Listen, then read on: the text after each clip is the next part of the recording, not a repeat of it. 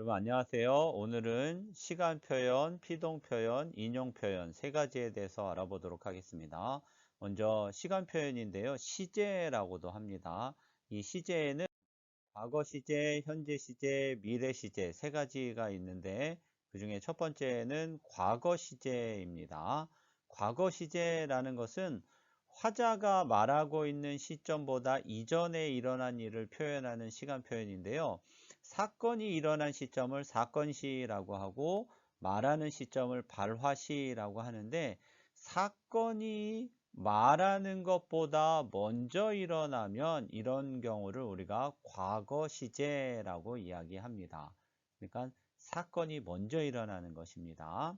이 과거 시제 방법에는 첫 번째 선어말 어미를 사용을 하는데 우리 지난 시간에 선어말 어미에 대해서 배웠죠.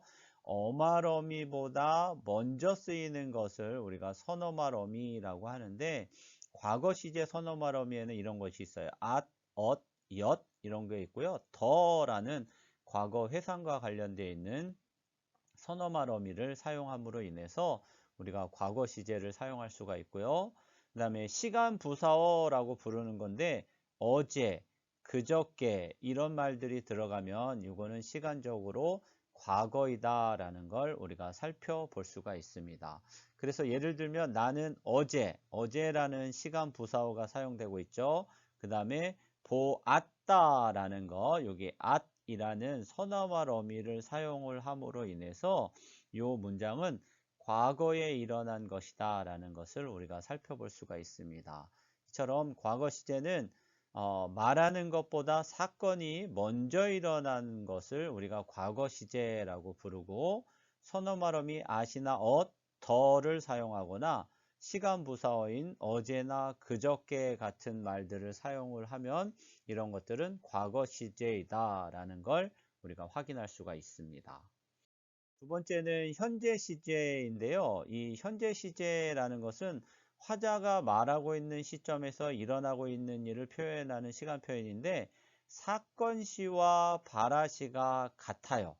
그러니까 사건이 일어난 시점과 말하는 시점이 같으면 이런 것들을 우리가 현재 시제라고 부릅니다.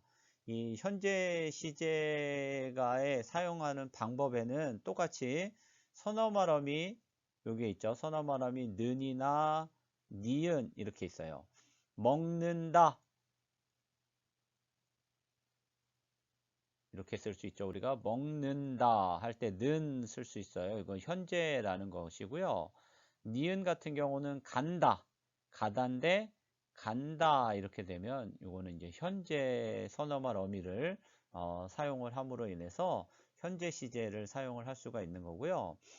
현재를 나타내주는 시간 부서 지금이라는 단어나 오늘이라는 부사어를 사용함으로 인해서 현재 시제를 나타내 줄 수가 있다. 자, 예문에 보면 철수는 지금이라는 시간 부사어를 사용을 하고 있고요. 책을 읽는다, 는이라는 선어말 어미를 사용을 해서 현재 시제를 나타내 주고 있다라는 것을 우리가 확인해 볼 수가 있습니다. 그래서 현재 시제는 사건 시와 발화 시가 같다라는 것, 그리고 현재 시제를 만드는 방법에는 선어말 어미 는이나 니은 아니면 시간 부사어 지금이나 오늘이라는 단어를 사용함으로 인해서 현재 시제를 우리가 만들 수가 있다라는 걸 살펴봤습니다. 세 번째는 미래 시제입니다. 자, 미래 시제. 자, 미래 시제라는 것은 화자가 말하고 있는 시점보다 이후에 일어난 일을 표현하는 시간 표현. 그러니까 사건 시가 발화 시보다 나중에 일어나면 다시 말하면 말하는 게 먼저 일어났고 그 다음에 사건은 나중에 일어나면 이런 경우를 우리가 미래 시제라고 하는데 자 방법은 역시 선어말 어미 get을 사용을 해서 우리가 미래 시제를 만들 수가 있고요. 근데 요 get의 쓰임은 여러 가지 방법들이 있는데 일단 일반적으로 get을 쓰면은 미래 시제다라는 걸 꼭 기억을 해 주시고요. 관형사형 어미랑 의존명사가 결합한 요 리을이 관형사형 어미고 요 요것이 이제 의존명사 있죠. 그래서 리을 것이라는 것을 사용을 함으로 인해서 우리가 미래 시제를 만들 수가 있고요. 역시 미래 시제를 시간을 나타내주는 미래를 나타내주는 부사어 내일이나 모레라는 단어를 사용을 해서 우리가 미래 시제를 만들 수가 있습니다. 예를 들면 나는 내일 운동을 하겠다. 이 get이라는 선어말 어미를 사용을 해서 미래 시제를 나타내 주고 있고요. 두 번째 문장을 보면 나는 모레 여행을 떠날 것이다. 리을 것이다. 라는 것을 사용을 해서 관형사형 어미와 의존명사가 결합된 형태를 사용을 해서 우리가 미래 시제를 만들 수 있다라는 것입니다. 그래서 미래 시제 정리하면 말하는 것보다 사건이 나중에 일어나는 것을 미래 시제라고 하는데 미래 시제를 만드는 방법에는 선어말 어미 get을 쓰거나 아니면 관형사형 어미와 의존명사가 결합한 리을 것이를 사용을 함으로 인해서 우리가 미래 시제를 만들 수가 있다라는 걸 기억을 하시면 되겠습니다. 자, 이처럼 시간 표현에는 과거 시제, 현재 시제, 미래 시제 세 가지가 있습니다. 간단하게 잘 정리되어 있으니까 이것을 여러분들이 잘 참고해 주시면 되겠습니다. 자, 두 번째로 피동 표현에 대해서 알아볼 건데요. 이 피동 표현은 조금 복잡한데 여러분들이 몇 가지 공식만 알고 있으면 이것도 쉽게 문제를 해결할 수가 있습니다. 한번 잘 살펴보도록 하겠습니다. 자, 먼저 피동의 반대가 능동인데 능동이라는 것은 주어가 동작을 자기의 힘으로 하는 것은 우리가 능동이라고 합니다. 그래서 사냥꾼이 토끼를 잡았다. 토끼를 잡은 사람은 사냥꾼이라는 것이죠. 이 주어가 제 힘으로다가 토끼를 잡았다. 그러면 이런 표현을 우리가 능동이라고 하는 거고요. 지금 여기서는 우리가 피동 표현에 대해서 배우는 거니까 이 피자가 한자로 입을 피자를 씁니다. 그래서 주어가 다른 대상에 의해서 동작을 당하게 되는 거죠. 동작을 당하게 되는 것을 우리가 일컬어서 입을 당하다 이렇게 돼서 피동이라고 하는데 아까는 능동은 사냥꾼이 토끼를 잡은 거지만 토끼가 사냥꾼에게 잡혔다라는 것은 요거는 이제 토끼가 주어가 되겠죠. 토끼가 주어인데 사냥꾼에게 잡힘을 당한 겁니다. 그래서 이러한 문장을 우리가 이제 피동 표현이라고 부릅니다. 이 피동 표현의 개념을 여러분들 좀 잘 알고 계셔야 되겠고요. 자, 그러면 이 피동 표현은 어떻게 만드느냐? 만드는 방법. 첫 번째, 피동 접미사라는 게 있죠. 접미사는 실질적인 뜻을 가지고 있는 단어 뒤에 붙어서 뜻을 보충해 주는 말을 접사라고 하는데 뒤에 붙으면 우리가 꼬리밑자를 써서 접미사라는 말을 쓰는데 요거 외우셔야 됩니다.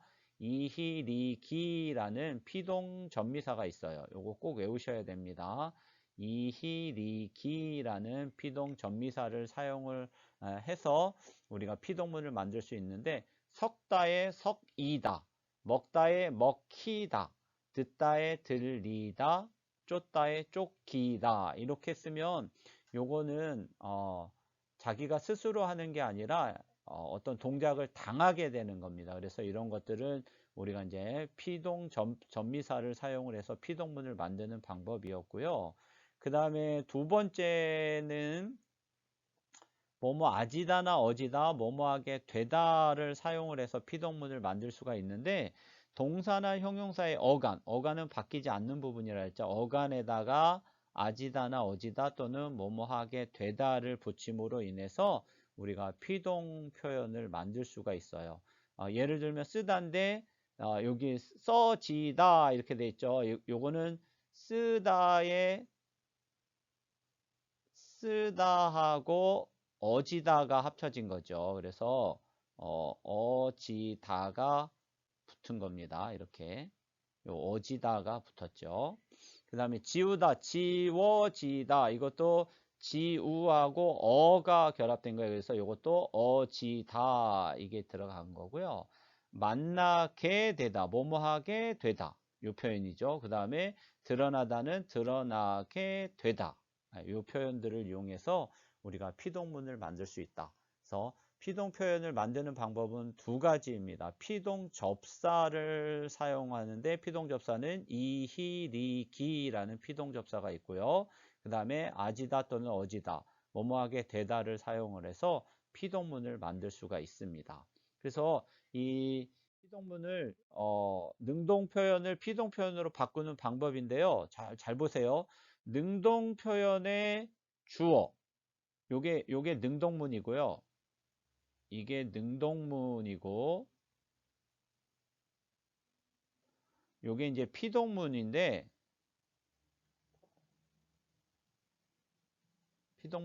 어떻게 되냐면 이 능동 표현의 주어, 이 주어가 피동 표현의 부사어로 이렇게 바뀌고요.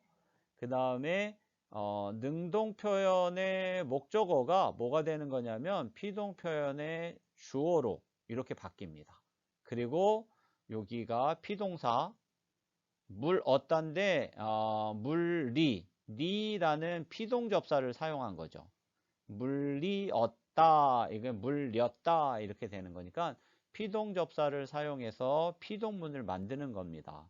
그러니까 능동 표현을 비동 표현으로 만들 때에는 능동 표현의 주어가 부사어가 되고요. 여기 이렇게 있죠. 부사어가 되고 여기가 요게 부사어예요. 부사어. 그 다음에 능동 표현의 목적어가 뭐가 되는 거냐면 목적어가 주어가 됩니다. 목적어가 주어가 된다.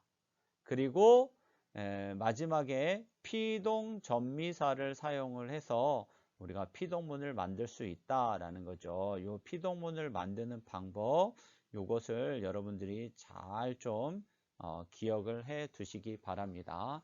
다시 한번 정리합니다. 능동문의 주어가 피동문의 부사어가 되고요. 능동문의 목적어가 피동문의 주어가 됩니다. 주어가 되고 물었다는 피동 전미사를 사용해서 물렸다를 사용을 하게 되면 이게 능동문을 피동문으로 만드는 방법이다라는 걸 여러분들이 잘 기억을 해 주시면 감사하겠습니다. 능동 표현과 피동 표현 이렇게 있었는데요. 그 중에서도 우리가 피동 표현에 대해서 중점적으로다가 공부를 한 것이니까 이걸 잘 기억을 해 주시면 됩니다. 자, 마지막으로 간단한 건데요. 인용 표현에 대해서 살펴보도록 하겠습니다. 인용 표현에는 직접 인용과 간접 인용이 있는데, 자, 직접 인용이라는 것은 여기 개념, 뜻이죠. 다른 사람의 말이나 글을 원래의 내용과 형식을 유지한 채, 바꾸지 않습니다. 유지한 채 자신의 말이나 글 속에 넣어서 쓰는 표현을 우리가 직접 인용이라고 하는데, 직접 인용이 되려면 요거예요. 요거 잘 기억하셔야 돼요. 직접 인용문은 큰 따옴표를 씁니다. 큰 따옴표라는 건 이렇게 양쪽에 이렇게 하는 게 큰 따옴표죠. 큰 따옴표를 넣고 그 다음에 조사 라고라는 조사를 사용을 하게 되면 이것은 우리가 직접 인용문 이렇게 이제 부릅니다. 예를 들면 친구가 동생에게 나는 멋있어 라고 할 때 여기 큰 따옴표 있죠. 큰 따옴표랑 조사 라고를 사용을 해서 다른 사람이 말한 것을 자신의 말이나 글 속에 직접 갖다가 유지해서 넣었는데요. 이런 표현을 우리가 직접 인용이라고 합니다. 직접 인용의 효과는 직접 말을 전하는 듯한 생생한 느낌을 준다라는 것이 직접 인용 표현의 효과라는 걸 볼 수가 있습니다. 자, 그리고 두 번째는 간접 인용 표현인데요. 간접 인용 표현이라는 것은 다른 사람의 말이나 글을 형식은 유지하지 않고 내용만 끌어다 쓰는 거예요. 형식은 그렇게 중요하지 않고 내용만 끌어다 쓰는 표현을 간접 인용 표현이라고 하는데, 이 간접 인용 표현을 실현시킬 수 있는 방법은 아까 직접 인용문은 큰 따옴표가 있어야 된다는데 이건 따옴표 없고요. 그냥 조사 고라는 조사만 붙였으면 됩니다. 예를 들어서 친구가 동생에게 자신은 멋있다고 말했다. 이렇게 고 말했다라는 건 간접적으로 따옴표 없죠. 그리고 조사 고를 사용을 해서 이제 간접적으로다가 인용을 하는 문장이 되겠습니다. 이렇게 간접 인용의 효과는 직접 인용문으로 표현할 때보다는 매끄럽고 간결한 느낌을 줄 수 있다라는 게 간접 인용 표현의 효과입니다. 그래서 인용 표현에는 직접 인용 표현과 간접 인용 표현 두 가지가 있는데 지금 설명드린 내용들을 참고로 해서 여러분들이 나중에 교과서 가지고 확인을 해 보시면 되겠습니다. 자, 이상으로 오늘 수업 마치도록 하겠습니다. 감사합니다.